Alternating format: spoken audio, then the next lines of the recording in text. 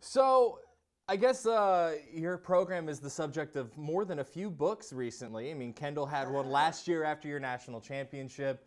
On top of that, Matt Saman released one earlier this year about the early years of your time in Waco. And then yours comes out recently. I guess what's this? What's the feeling like in your coaching office around your program right now with everything you guys have accomplished lately? Well, I think for me personally, it was the perfect time to just share what God's done with our program and acknowledge all the players and athletic staff members, administration, athletic directors, everyone that's been a part of it. So hopefully everyone sees that what God's done through our program, and for everyone out there that is looking for a team to root for, hopefully we build the Baylor family and get it a little bit larger, and the awareness just of what great things are happening here in Waco.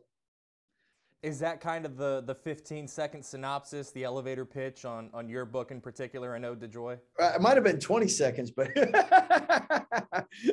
yeah, but that was the reason behind it all. Yes. And just so you know, Don Yeager helped with obviously the writing. He's 11-time New York bestseller. If it was up to my book, it had just been a picture book. All right. Honestly, Coach, same. As you were going through that writing process with it, I mean, how special was that to you, and kind of what memories maybe flooded back from the first years in Waco that maybe you hadn't even thought would come back during this? Well, what I loved about it was coaches spend so much time looking forward and on to the next thing. You very seldom have an opportunity to reflect and look back. And this book made me do that. At the same time, I know Don talked to a lot of Baylor people and would bring up, do you remember this? Do you remember that? And I was like, oh my gosh, how did they remember that? So, and also you found out things that impacted people that you didn't have any idea might impact them. So it was a great opportunity to reflect and listen. When did you first sit down to write it? How long did this process take? Well, it started last summer, and really Don, again, he's done 11 of these. He's from Walter Payton, John Wooden, Coach K. I mean, he's worked with a ton of people, and his expertise and guidance really made it easy. And my dad had always said, keep notes in case you're going to write a book. And I did for the first 2 or 3 years, because it's kind of like we listened to our parents only so long, right? And then so I was good in the beginning, but again, he made this really easy. And I know when it was completed and finished, I was so glad that we took the time to do it.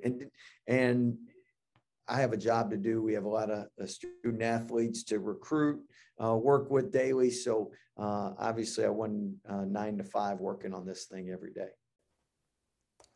Let's take a step outside of your book now. Let's just talk about that journey that got you to that point. You start writing this after that national championship, but that was a long 18, 19-year process to get to that point. I mean, what was that journey like for you whenever you started cutting down the nets last April, from the time that you decided to leave Valpo?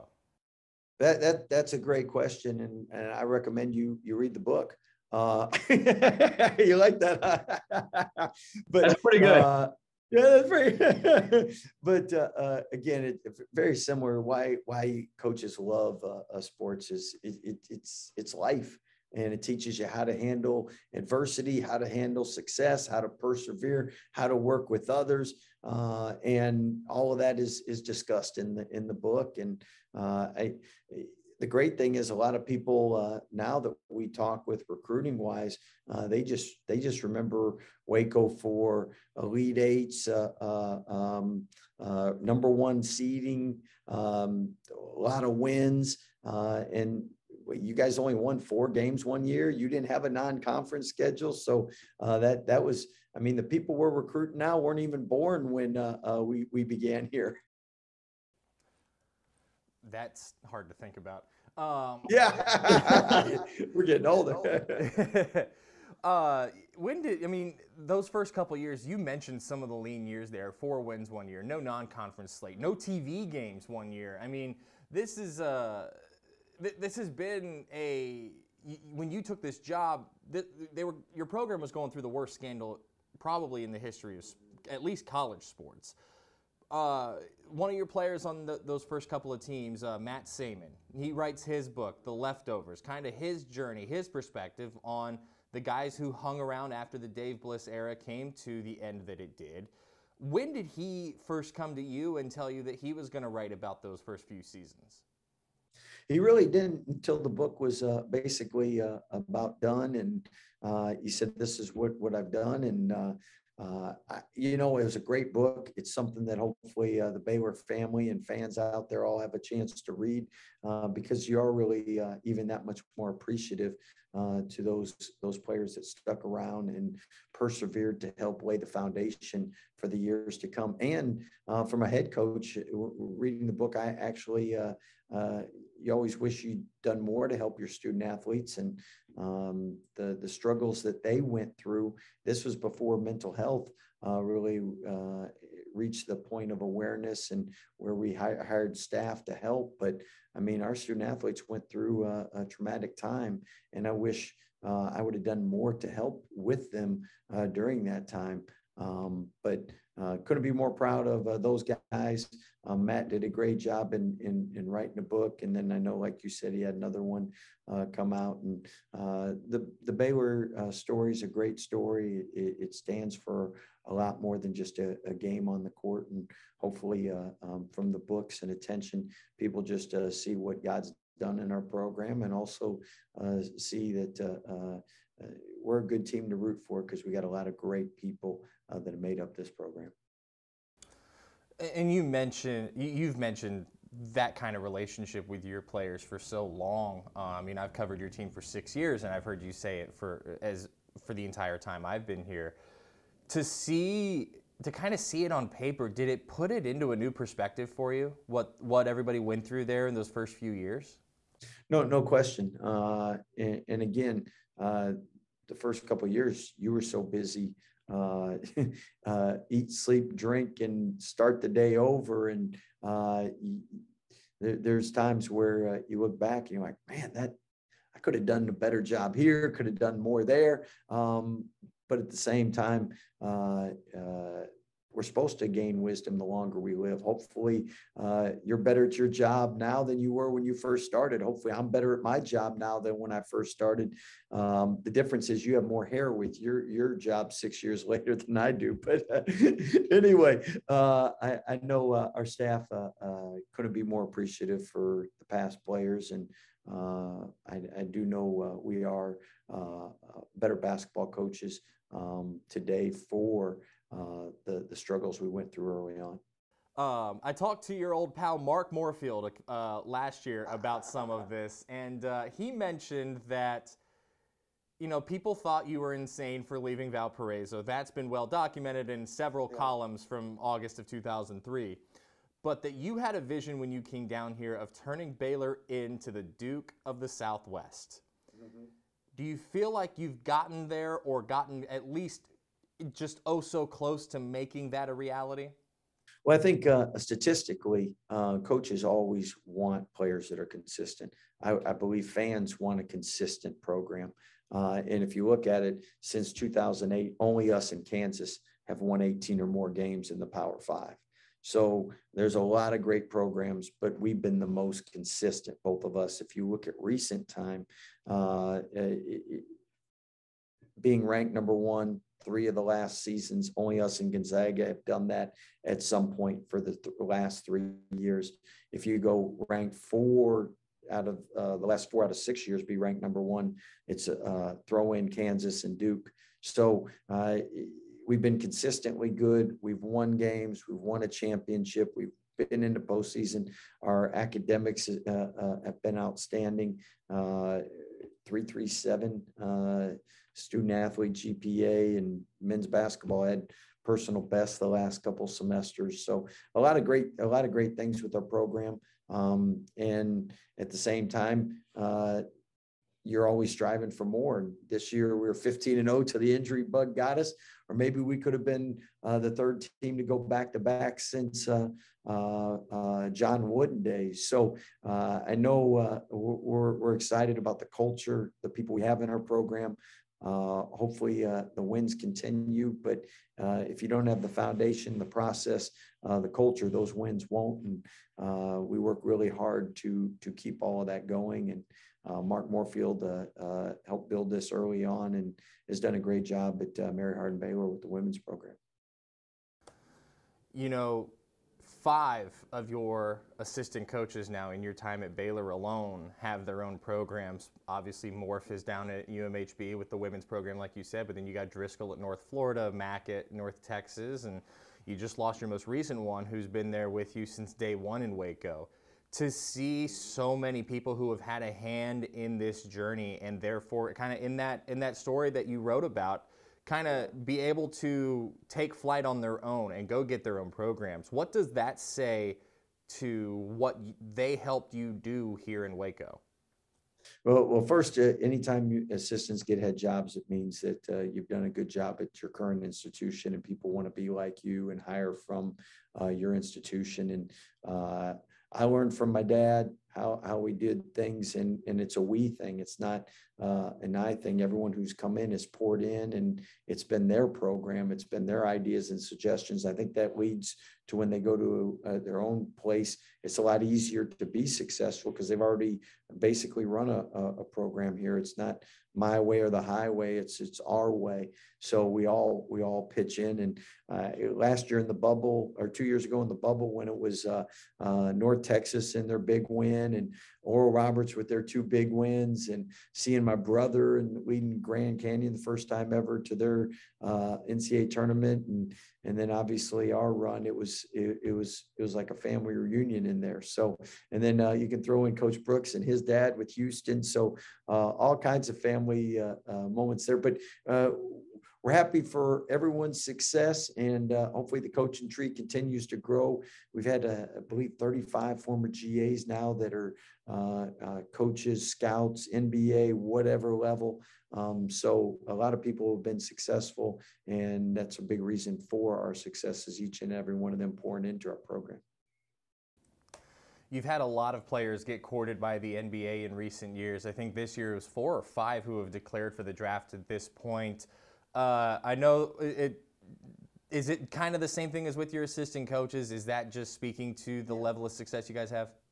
Well, when most definitely, and as a coach, good business is both people happy. That means people that go pro get drafted where they want to get drafted, and if they do, they're happy, meaning we're happy. When it's bad business is if they leave and don't get what they want, now they can't come back, and so that's bad business. So we're hoping everyone that goes out gets what they think they're going to get, and obviously when people get drafted, when people go to the NBA, Baylor has a great reputation. They know guys are going to be high character, great work ethic, great teammates. So I think a lot of our guys get the benefit of the doubt now from the people that came before them and put in the hard effort and work ethic. And I know starting back in 2010 when Epé went number 6 in the draft, it seems like we've had people that weren't supposed to make the NBA not only make it, but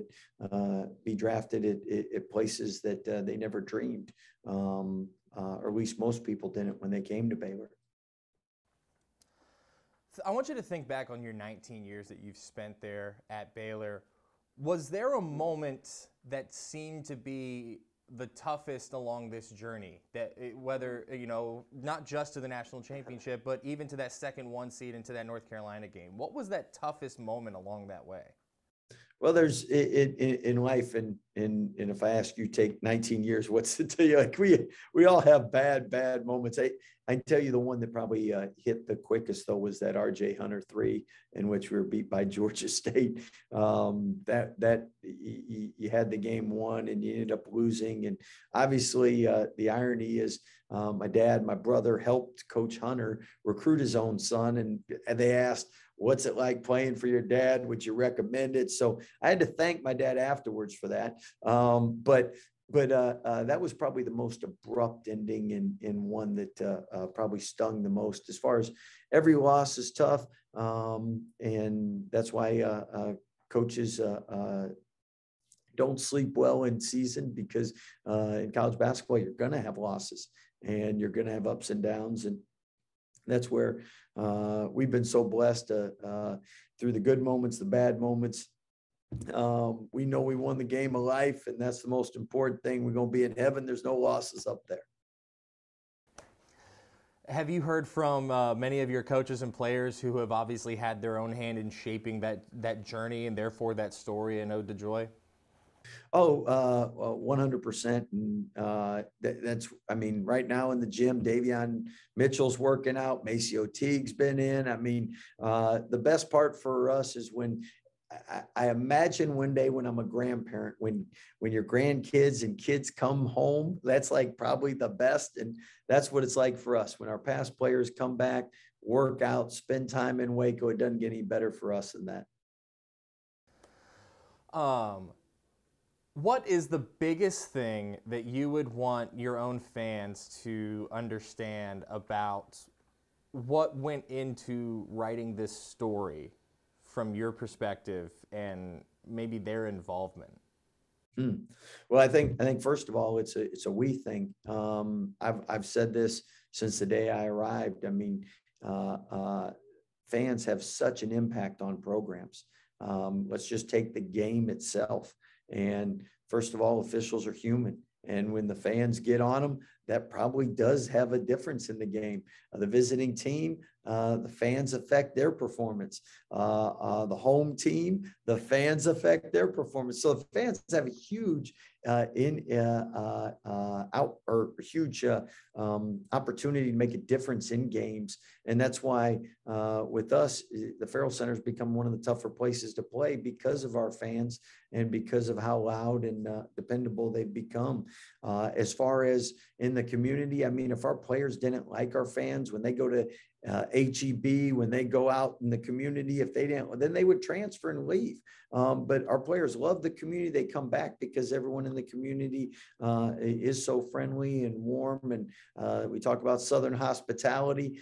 So I think at the end of the day, the Baylor family has played a huge part in the success of our program. And hopefully in the book that's acknowledged. At the same time, I can tell you as a coach, during the parade, seeing the excitement of all the fans, winning the championship and seeing the excitement from the fans, see the tears of joy coming out. I mean, that really meant a lot to me, because I know our team wants to repay the kindness and all the sacrifice and donations and effort to have a good program that the community gives us.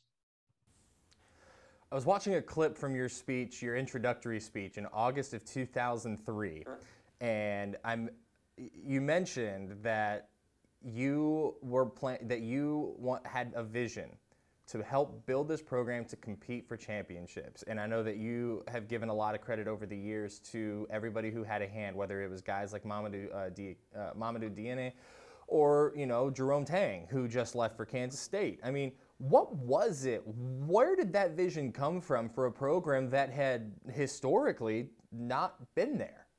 Well, first, I felt led to come here, and I knew there was a reason, and that was God had a plan for Baylor University. And when you're in the Big 12, if you can win the Big 12, we know you can win a national championship.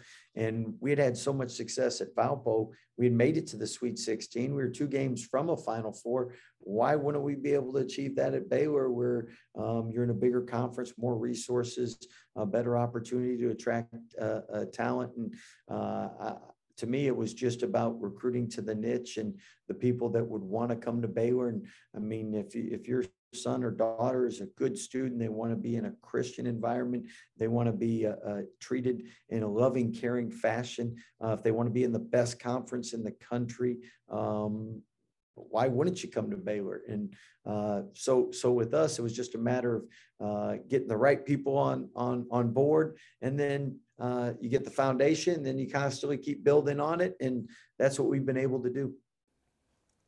And now you've continued to do that to the point where you've had 2 of the highest ranked recruiting classes in your program's history in back-to-back years. Last year with guys like Kendall Brown and Jeremy Sohan, and then Langston Love. And then this year you've got, Keontae George, who just played in every single high school basketball All-American game. Is that just the same vision that has led to that kind of recruiting success? Well, I think our staff deserves a lot of credit, and administration and everyone that's made our program and school such an attractive school to come to. And people like to win, and they like to be a part of winning programs. And we have a great culture.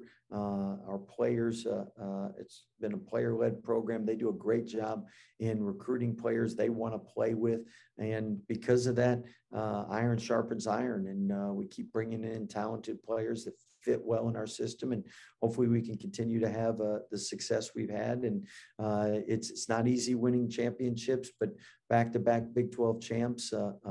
Hopefully we can keep doing what the players and everyone in the past put in the hard work to achieve a level of this success. How excited, after looking back and reminiscing on the years that led you to the championship a year ago, how exciting is the future and the potential of what you guys can continue to do there at Baylor? Well, I can tell you that we're extremely excited, and it seems like each and every year things get better and better. And I know with the new arena, we can't wait for that. I think fans are going to have an unbelievable time there. And once all this construction gets done in Waco, we'll have a really nice place. So we can't wait for all that.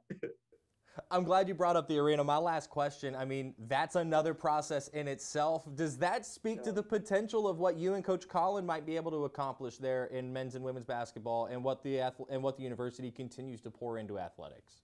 It most definitely shows a commitment. I think our fans will love, and our students will love coming to the games in a new facility where they'll be closer to the action, have a chance to even have more an impact on the action. Plus, with everything, new restaurants, hotels, and everything coming up downtown for our Baylor fans and family that travel from Dallas and Austin and San Antonio and Houston for a weekend. You come down 35 and you see the new facility on one side of the river, and you see McLean on the other side. You're in bear country, and you're in elite territory. So we can't wait for it. Hopefully, like I said, we can get all this construction done and get everything finished. But exciting times at Baylor University. To win football, basketball, and women's basketball, to be the winningest program in the country in those 3 sports in the last 8 years. That's just incredible. Mac has been athletic director for a reason, and everyone's I call it tug of war, on the rope, pulling the same direction, and that's made a huge difference. And obviously, you see President Livingstone up for about every job, from NCAA commissioner to replace Emmert to Big 12 commissioner. We're not letting her go anywhere, but you have great people working at Baylor, and that's why you have a lot of success. Is there anything you would add, anything you think we're missing, or anything else you want to touch on about that journey to this point, your book, An Ode to Joy, or anything even close to related to your program and your university? I think you did a great job. Hats off. I appreciate it, Scott. That means a lot. Thank you so much. I know that you are slammed trying to get a recruiting class together and promote your book on its big launch day, so I appreciate you squeezing in some time for us, and I look forward to year 7 covering your ball club there.